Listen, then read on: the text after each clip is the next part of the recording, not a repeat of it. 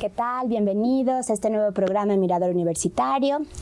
Continuamos con esta serie, Diálogos en Bioética. En esta ocasión nos vamos a referir a la bioética en el cine y en la literatura.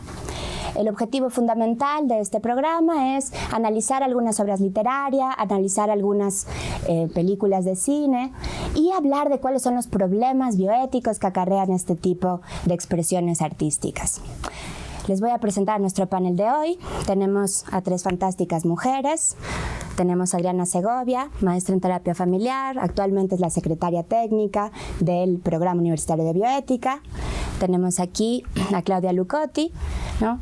Literata de letras inglesas, profesora de tiempo completo de la Facultad de Filosofía y Letras, y a Susana Carapia, ¿no?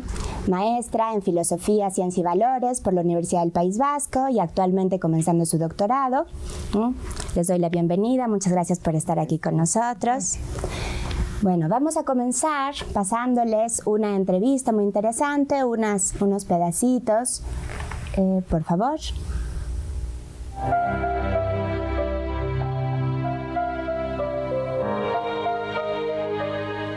Desgracia, como película, tiene la virtud de que es una adaptación bastante cercana al espíritu del libro. El libro lo permitía, no necesariamente es fácil. Yo de las cosas que destacaría más como elementos que tienen que ver con la bioética es la relación con los animales, ¿no? Finalmente con el personaje de la veterinaria, que es una especialista en dormir a los animales buscando que no tengan dolor, tiene una función un tanto paradójica, ¿no? Finalmente va a matar a los animales, pero los mata porque nadie se va a hacer responsable de ellos. Y claro, lo hace de una manera donde se evita el sufrimiento, eso es lo que lo intenta, o la tensión previa que podrían llegar a tener los animales. Yo creo que en ese sentido es uno de los elementos que permean perfectamente en el libro, tanto que el final del libro es un final muy fuerte, en donde el personaje se deshace de una manera casi fría, pero no del todo, de su mascota, de su perro. Eso finalmente es una metáfora muy, muy poderosa, pero no deja de tener que ver muy directamente con los temas de bioética que finalmente, porque finalmente el animal no está enfermo y sin embargo él no puede hacerse responsable de él y no es escenario en esta situación, en este contexto social, que alguien lo adopte. El libro es muy inteligente, es un libro que está además repleto de situaciones paradójicas y metafóricas, y la película no se queda atrás. Creo que es una adaptación afortunada del mismo, donde la mayor virtud está en los actores y en las locaciones, ¿no? También creo que está contado de una manera muy sobria, que permite que estas situaciones tan difíciles las podamos ver con una distancia que creo que finalmente tiene que ver mucho con los temas de bioética, particularmente con los animales.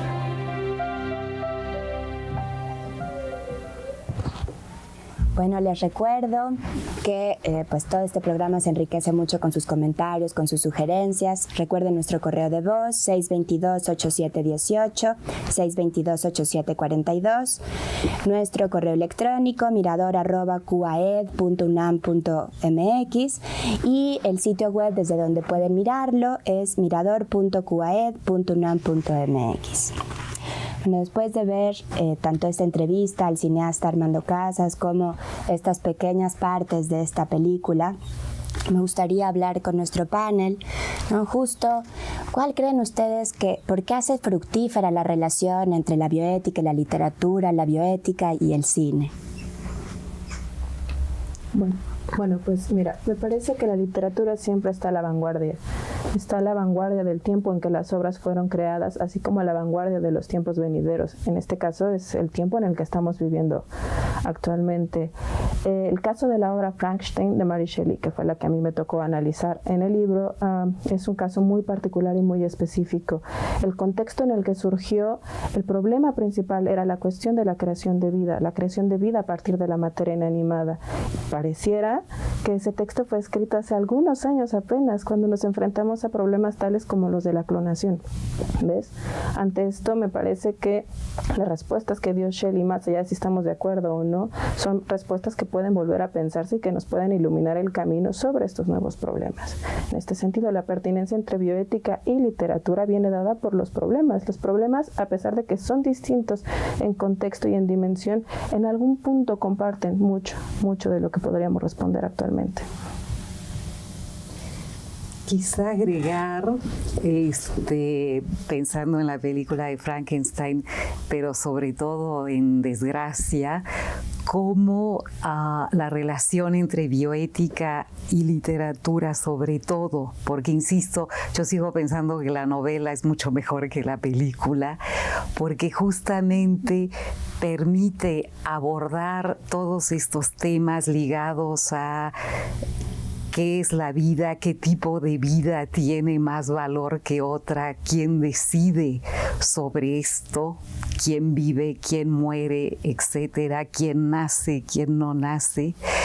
Y creo que la literatura, sobre todo la buena literatura, permite no solo trabajar estos contenidos, sino los presenta de maneras complejas, abiertas, que le dejan mucha tarea al lector, y que este ejercicio es, sobre todo en mucha literatura actual, una gran aportación de autores como Coetzee, por ejemplo. Adriana. Bueno, ahora hablando particularmente, sabemos que la bioética tiene que ver con la fragilidad de la vida, ¿no? Justamente Desgracia representa eso, ¿no? Una ruptura, algo que no es esperado y sin embargo es parte de la vida. Y justamente lo que vimos en la película, que está reflejando la novela también, es como de una vida de repente entra en esa escena de fragilidad. Y bueno, la literatura en este caso pues plantea el problema y los dilemas que se presentan alrededor y cómo los personajes lo van resolviendo. Entonces, si la bioética tiene que ver con vida y con dilemas, me parece que se representan muy bien en la literatura en general, en una obra como esta en particular. ¿Y por qué Coetzee? No habiendo tal gama de autores, ¿por qué Coetzee? Pues Coetzee tiene numerosas publicaciones, entrevistas, etcétera, y gente que lo ha estudiado. Esta pulsión, este interés, digamos, por justamente mostrar un panorama muy complejo donde no hay necesariamente una única manera de atender un dilema ético, ni fácil, ni rápido, ni monolítico, y como muchos escritores, sobre todo poscoloniales, que justamente han trabajado, digamos, cómo la vida, la experiencia, un momento histórico, según la raza, el género, la situación social, distintas personas pueden vivirlo de distintas maneras. Coetzee justamente es lo que logra recoger, no lo cierra con un final feliz, no nos lleva de la mano por la novela, y entonces insisto, nos pone a hacer un ejercicio virtual, digamos, de ética ligado a cuestiones de valor de vida en todas sus manifestaciones, ¿no? ¿Y tú considerarías que Coetzee lo hace solamente en esta obra o a lo largo de toda su trayectoria literaria tiene esta llamado a la reflexión bioética? Bueno, con Adriana sobre todo hemos trabajado a Coetzee varias de sus obras. Tiene una novela que recomendamos muchísimo, Esperando a los bárbaros, sobre cuestiones de tortura, de dictadura, de el cuerpo humano. Luego estaría, bueno, otro muy importante, Desgracia, que acabamos de ver aquí, y ahí creo que lo que sobresale es cómo todas las cuestiones bioéticas se dan dentro de normas legales y jurídicas específicas que a veces aportan y a veces no. Y quizá un tercer título de Coetzee que recomendaríamos muchísimo es Las vidas de los animales, que es justamente la historia de una profesora de literatura inglesa que se involucra con el tema de la crueldad contra los animales. Y entonces es un texto que realmente no es una novela, no es un ensayo, y es un escrito que, bueno, breve, son 50 cuartillas, y un año o dos después el lector todavía está haciendo su tarea al respecto, ¿no? ¿Y tú, Adriana, considerarías que es novedosa? O sea, ¿cuál es la novedad que acarrea esta literatura de Coetzee? Sí, yo entrando a Desgracia, particularmente ilustrándolo con lo que acabamos de ver, es que es justamente digamos, Coetzee ubicado contextualmente, ahí estamos viendo a una Sudáfrica postcolonial. Entonces, justamente es como una ruptura de lo establecido, digamos, de un sistema que se había mantenido con ciertas reglas, y lo que estamos viendo en Desgracia es como una transición, y yo creo que esa transición tiene que ver con un mundo en el que hoy no tenemos como las claves tan definidas sobre a partir como de los cambios tecnológicos, sociales y políticos. Es muy difícil como moverse en esquemas premodernos, diría, ¿no? O sea, justamente los esquemas de hoy están absolutamente abiertos. Entonces estos cuestionamientos, los dos personajes que vemos en la película, los más representativos, David y Lucy, están hablando en un diálogo donde quieren lo mismo, pero están en mundos muy diferentes. O sea, quieren salir de la desgracia, de lo que ha irrumpido, y sus cuestionamientos, si se fijan aún en este pequeño fragmento, no hay algo tan claro definido. Hay una apuesta por la vida, por cierta continuidad de la vida, pero no tienen tan claro como por dónde. Lo que dice Claudia es, no vamos a encontrar las respuestas, y yo creo que eso es lo novedoso. O sea, yo creo que eso es lo que aporta, aunque suene muy paradójico, porque justamente no hay respuestas fáciles. Y me parece que entrar, y yo sí recomiendo mucho, me parece que tanto, como decía el cineasta, tanto la obra y la novela y la película están muy bien, es decir, la película representa muy bien a la novela. Y me parece que cualquiera de ellas es un vehículo para entrar en unos cuestionamientos en las que, si creíamos que había respuestas fáciles, no las hay. Y es desde esa complejidad que uno tiene que pensarse el mundo. Y hablo uno, no solamente los académicos, sino las personas, ¿no? Sobre cómo plantearse los dilemas de la vida. ¿Y ustedes considerarían que Coetzee hace esto de una manera intencionada? O sea, que él realmente quiere con su literatura llevar una cierta reflexión bioética, o más bien tiene que ver con el lector, ¿no? Coetzee se inicia como escritor escribiendo sobre Sudáfrica, y siendo muy cuestionador o muy subversivo, en el sentido de que no cuenta el tema del África, de Sudáfrica y el apartheid de la manera típica de buenos y malos, sí y no, sino justamente, y bueno, incluso se va de Sudáfrica, tiene digamos, muchos problemas con sus lectores porque no cuenta una historia afirmativa y fácil acerca del apartheid y el post-apartheid, ¿no?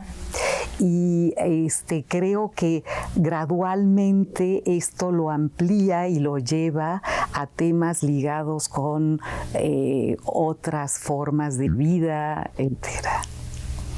Y antes de irnos a la pausa, o sea, ¿ustedes qué tipo de valores, ¿no?, sobre todo hacia la vida, considerarían que están presentes en esta relación entre literatura, ciencia y bioética?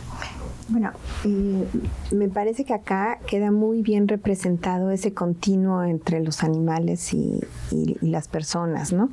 Estos que hoy son temas académicos y científicos, también son temas de las personas en su vida cotidiana, y me parece que ahí queda muy bien representado porque, digamos, matar justamente no es un valor bueno ni malo, por ejemplo, sino justamente entrar a cómo matar, dice ahí en la novela, matar a un perro por compasión, vamos a decir, no es lo mismo que alguien que mata en un rastro, ¿no? Hace a diferentes personas, o sea, convierte a las personas ese acto de matar en dos personas muy diferentes.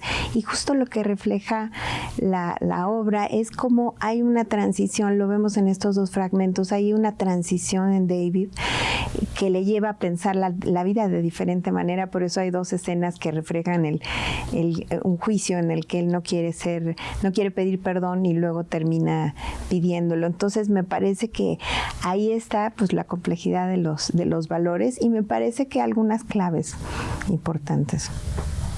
Okay. Bueno, les agradezco mucho, le agradezco mucho al público que nos está acompañando. Vamos a ir a una pausa para regresar en este panel. Muchas gracias.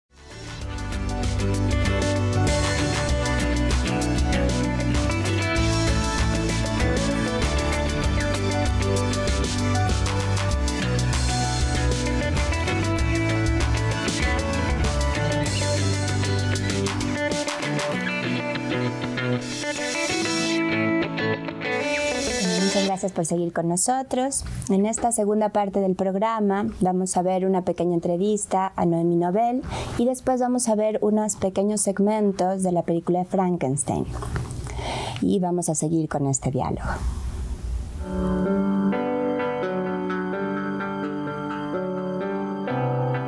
A ver, Frankenstein es una de las primeras películas, quizá es incluso la película que da origen a todo el mito de Frankenstein como lo conocemos hoy.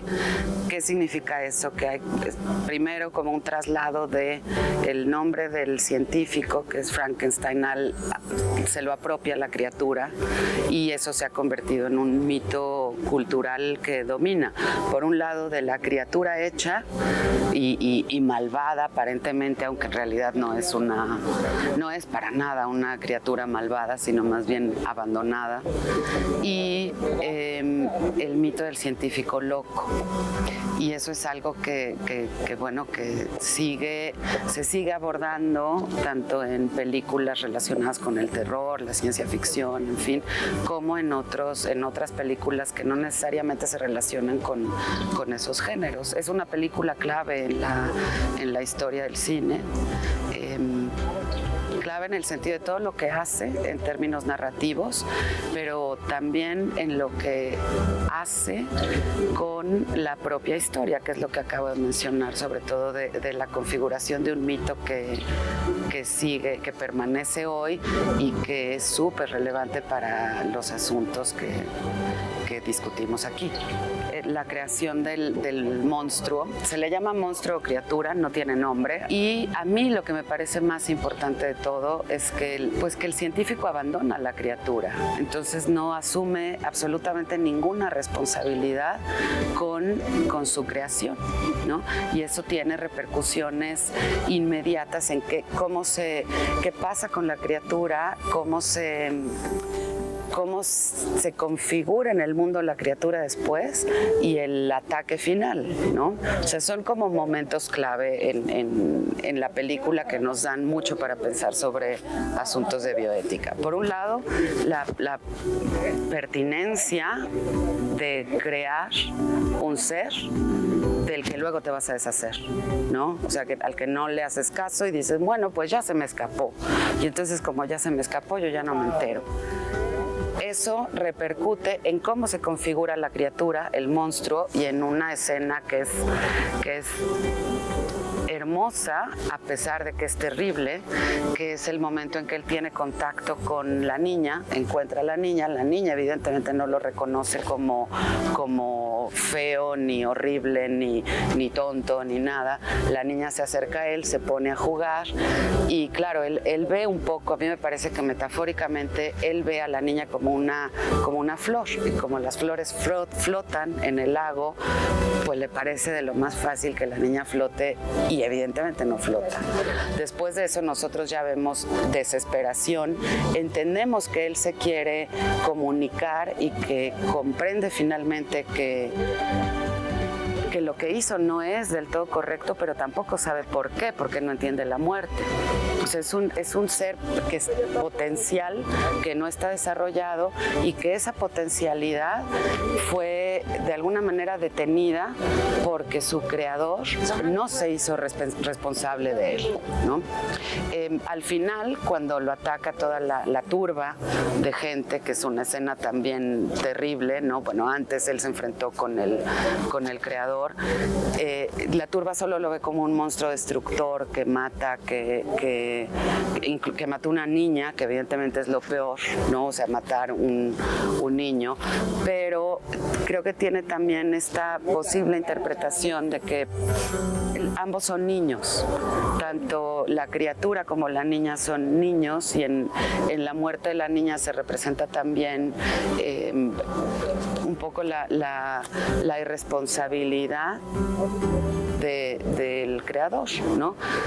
Y el creador al final pues queda de lo más tranquilo en su cama recuperándose, con su padre brindando porque ya está tranquilo y su hijo se va a casar, y entonces es como un poco la celebración de la barbarie, ¿no? Entonces, bueno, eso es aterrador y nos tendría que decir mucho sobre cómo nos comportamos nosotros con criaturas vivas, más cuando son nuestras propias criaturas, y nos lleva hacia incluso la responsabilidad del maestro, ¿no? O sea, es la responsabilidad del padre, la responsabilidad de la sociedad, la responsabilidad del maestro en la formación de, pues eso, de estudiantes.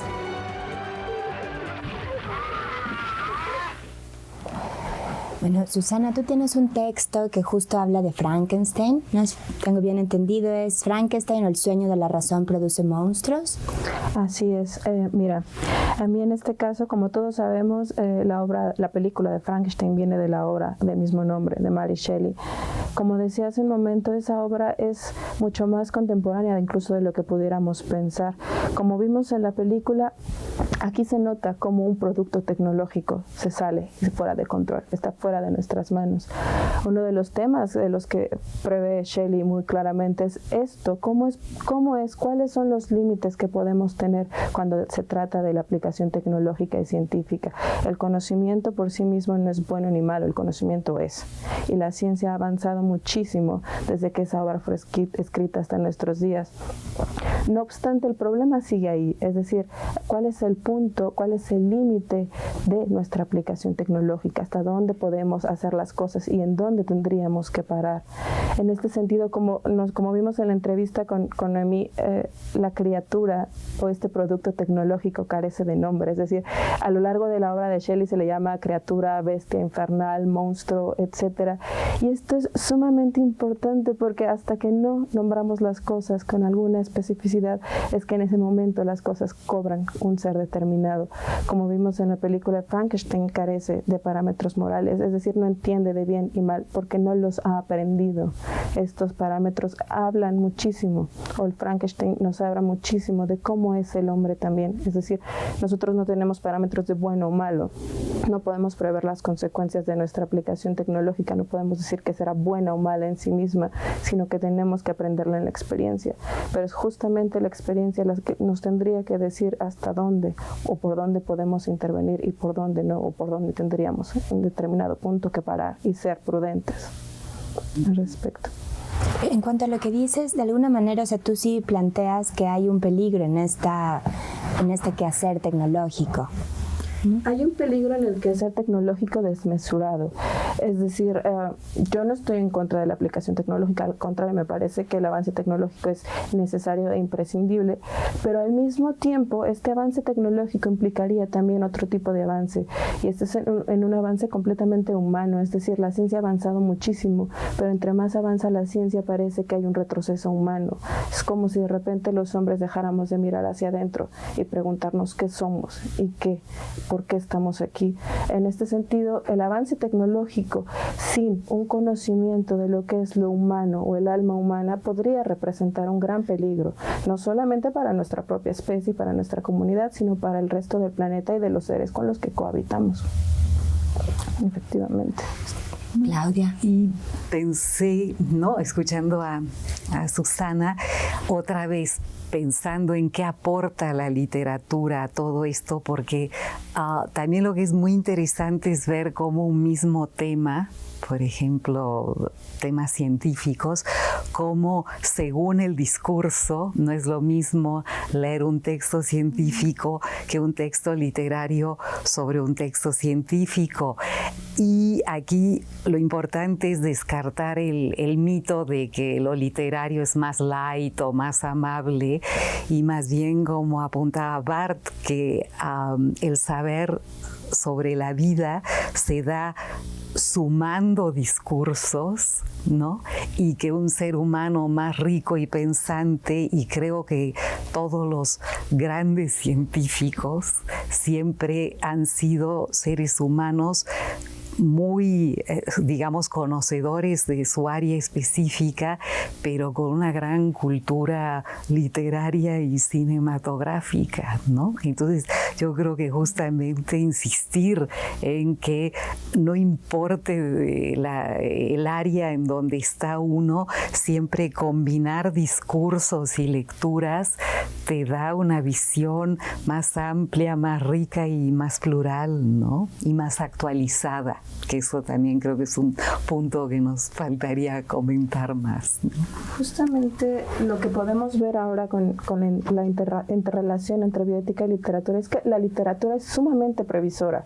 Es decir, el texto de Shelley fue escrito hace mucho tiempo, hace muchos años, y ahí había un miedo latente, y un miedo latente que se está realizando actualmente, o sea, lo cual es bastante asombroso y lo cual es maravilla, porque podemos ver cómo es que desde tiempo atrás este tipo de problemas ya se venían viendo, a pesar de que no se tenía la certeza de que alcanzaríamos un conocimiento tecnológico y científico como el que tenemos ahora.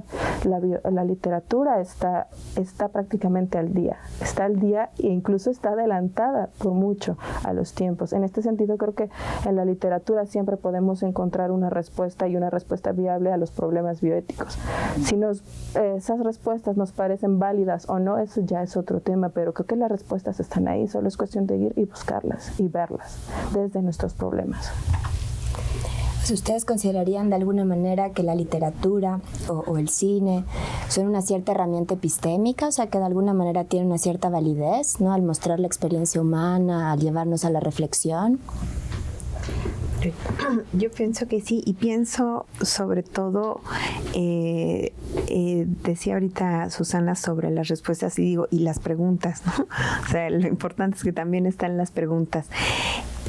Me parece que sí da una respuesta, pero sobre todo a mí me importa mucho pensar en los múltiples ámbitos en los que repercute, porque son preguntas, insisto, tanto para los científicos, los académicos, como para las personas comunes o que no necesariamente son investigadores o académicos, pero que son planteamientos humanos, y afortunadamente la literatura tiene la profundidad para llegar a todos esos niveles.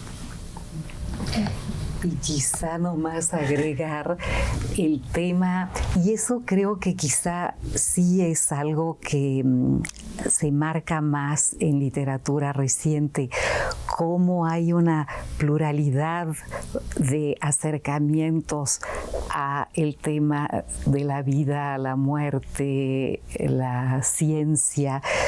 Creo que aquí es muy interesante. Por un lado están los textos casi fundacionales, digamos, que sí marcan los conceptos básicos, pero por otro lado sí con textos más recientes que van mostrando cómo se hila más fino en torno a todo esto. Yo estaba pensando, por ejemplo, otra novela, incluso con película, Beloved, de Toni Morrison, donde el tema de la esclavitud, que es también un tema muy ligado a la bioética, se ve desde distintas perspectivas, y donde lo que hay es un diálogo complejo, inteligente, pero finalmente es un poco el lector el que tiene que acabar de posicionarse y ubicarse en todo esto, ¿no? Retomando lo que decía Adriana hace un momento, me parece que sí, o sea, efectivamente la literatura y el cine son herramientas epistémicas y fundamentales. Mientras que la filosofía, la ciencia y demás son labores más teóricas que hablan de conceptos más universales y demás, la literatura es algo muy concreto, es decir, nos está presentando el problema en todas sus dimensiones y nos presenta el problema con una posible solución, pero aquí lo que importa es justamente la presentación del problema como algo que puedes hacer tuyo, a partir de lo cual tú puedes reflexionar y, como decía Claudia, posicionarte al respecto, ¿no? Entonces, en este sentido, claro, la literatura y el cine son herramientas epistémicas fundamentales. Pero de alguna manera el sentido común nos lleva a pensar que la literatura y el cine hacen esferas de ficción, ¿no? Y que la realidad pues es esto tangible que tenemos aquí. Entonces, ¿cómo nos enfrentamos a ese cierto dilema? Una vez vi un programa con Sean Penn, el actor y director, que decía muy al punto: una buena película es una película que cuando acaba uno se prenden las luces y uno vuelve a su mundo con la pila más cargada y más ganas por hacer un mundo mejor. Una mala película es la que cuando se prenden las luces uno no quiere ni sacar la cabeza al mundo exterior. Yo creo que mucho cine y literatura hoy está justamente haciendo esto que recomienda Sean Penn, ¿no? O sea, poniéndonos a pensar, a meditar más, no a hacer escapismos, ¿no? Y no quedamos igual. Yo creo que después de leer un texto de estos, uno no es el mismo que antes de leerlo de alguna manera. O sea, que tiene algún peso sobre la experiencia, sobre la personalidad. Sí, incluso casi más podría ser lo que planteábamos un poco con Adriana en lo que hemos leído de Coetzee, que uno de algún modo virtual sí crece, sí se expande, sí se vuelve un ser humano más pensante y más rico, y no es simplemente acumular información, sino que vive un proceso de alguna manera. Es que, perdón, es como si pensar que la ficción no tiene que ver con la realidad, ¿no? Y la verdad es que la ficción, y hablo de la ficción, de la ciencia ficción o cualquier otro tipo de ficción, en realidad está basada en nuestra realidad de ser humano. Entonces hay como una alegoría, como una representación, pero es representativa. Entonces no lo vivo como separado, ¿no? Sino como representándolo, recreándolo.